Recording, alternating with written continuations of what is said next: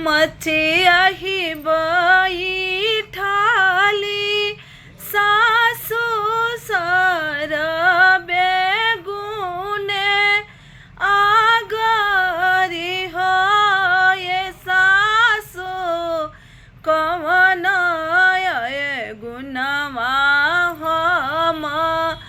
कईनी लालन नाही पावेनी हो ए सासु कवन गुणवा हम कईनी बालक नाही पावेनी हो बड़ केली पल घरवा करलू नदिया छापी लावेलू हो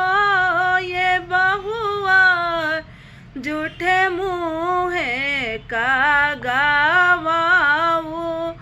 चरलू बालक नाही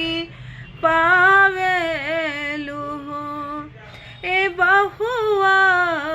झूठे मुँहे का गावाऊ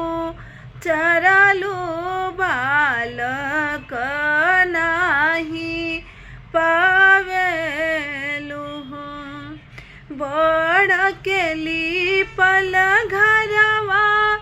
नहीं करबो ननदो के सेवा करबो हो ये सासु कगवा के देबो दूध भात बालक नाही पावेनी हो ए सासु कगवा के देबो दूध भात बालक नाही पावेनी हो एक मास बीताले दू सरमास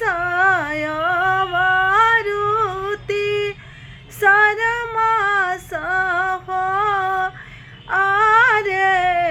नौवा मास भैले नंदे लाल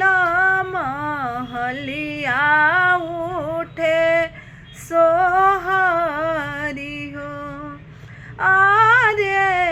नौवा मासे भैले नंदे लाल